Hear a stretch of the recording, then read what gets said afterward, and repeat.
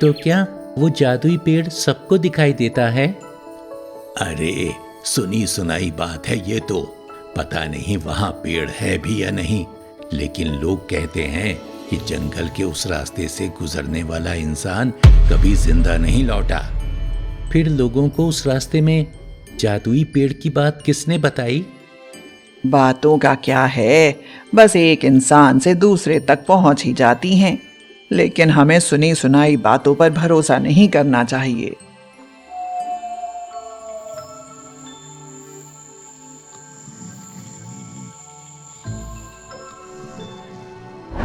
बिट्टू के माँ बाप एक हादसे में मर गए और तब से बिट्टू अपने दादा दादी के पास ही रहता है।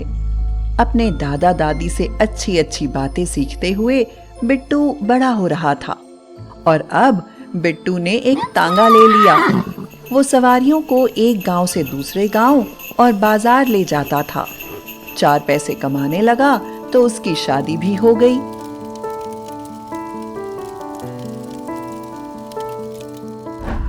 तू कमाने लगा, तेरा घर भी बस गया। अब हम दोनों बूढ़ा बूढ़ी चैन से भगवान के पास जा सकते हैं बेटा। ऐसा मत कहो दादी, मुझे हमेशा आप दोनों के साथ ही रहना है। लेकिन होनी को कौन टाल सकता है। बिट्टू और उसकी पत्नी कुछ सामान लाने बाजार गए थे। उसी समय घर में भीषण आग लग गई और दादा दादी की उस आग में जलकर मौत हो गई।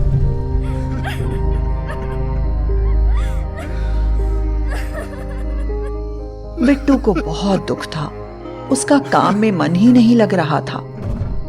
एक दिन अपने तांगे पर सवार बिट्टू जंगल के पास से गुजर रहा था कि तभी उसे किसी पक्षी के जोर जोर से चिल्लाने की आवाज सुनाई दी। ऐसा लग रहा था मानो वो किसी मुसीबत में था। बिट्टू ने अपना तांगा उसी आवाज की तरफ मोड़ दिया। कुछ ही दूर चलने के बाद उसने देखा बिट्टू से उस घायल तोते का दर्द देखा नहीं गया और उसने तोते के शरीर से नुकीले कांटे निकाले। तुम भले इंसान हो, दूसरों का दर्द समझते हो। मैं प्रसन्न हुआ। तुम्हारे पास जो भी चीज हो उसे लाकर इस पेड़ के नीचे रख देना और वो सोने की बन जाएगी। याद रखना, चीज तुम्हारी ही होनी चाहिए। इतना कहकर वो आदमी गायब हो गया। बिट्टू जल्दी जल्दी अपने घर गया। उसने अपने घर से एक पुराना संदूक लिया और जंगल के उसी पेड़ के नीचे जा पहुंचा।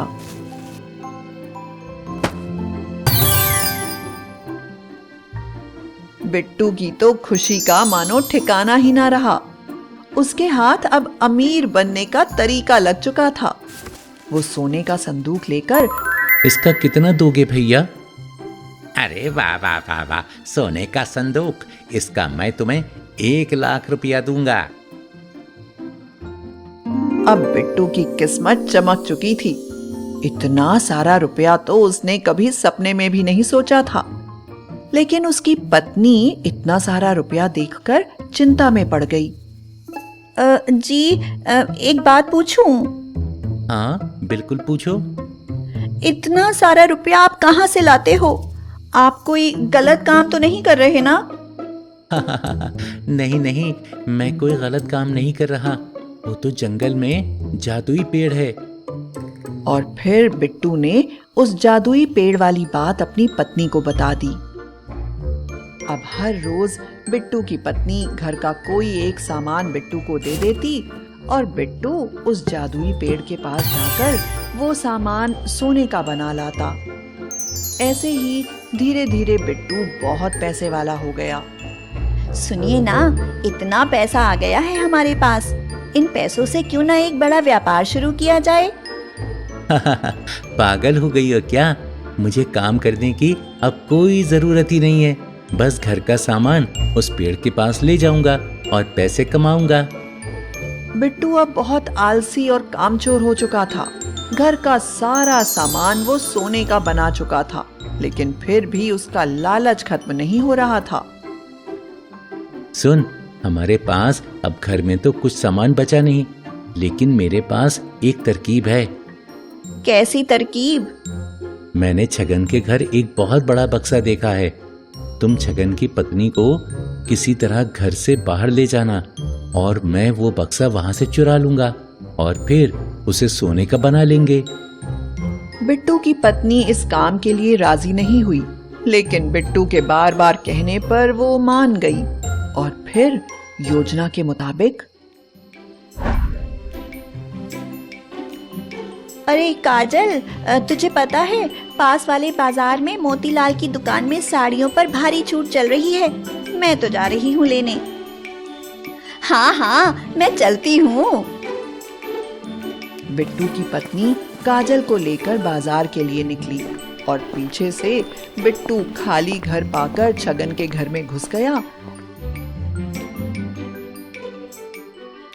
और वो बड़ा सा बक्सा वहां से चुरा लाया। लेकिन बक्सा काफी भारी था, इसलिए वो अपनी पत्नी के घर लौटने का इंतजार करने लगा।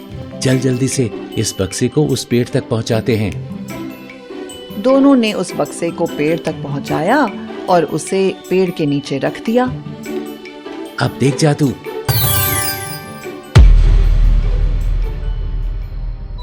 याद रखना, चीज तुम्हारी ही होनी चाहिए। बिट्टू परेशान होकर बोला। हे भगवान, ये क्या हो गया?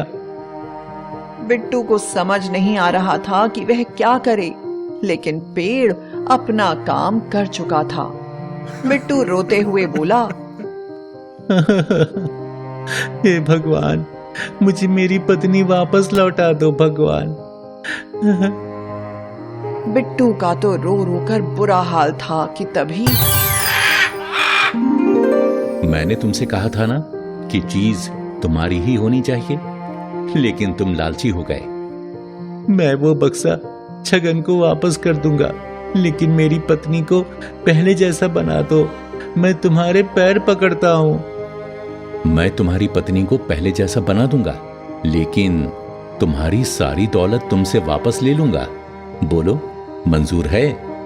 बिट्टू अपनी पत्नी से बहुत प्रेम करता था, इसलिए उसने बिना समय गवाए जवाब दिया, ठीक है, मुझे मंजूर है।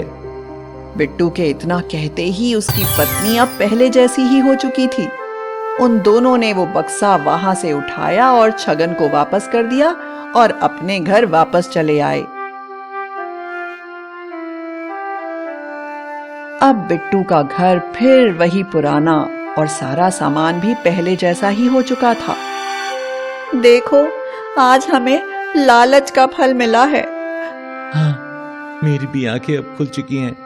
तांगा चलाऊंगा और ज्यादा मेहनत करूंगा, लेकिन लालच कभी नहीं करूंगा।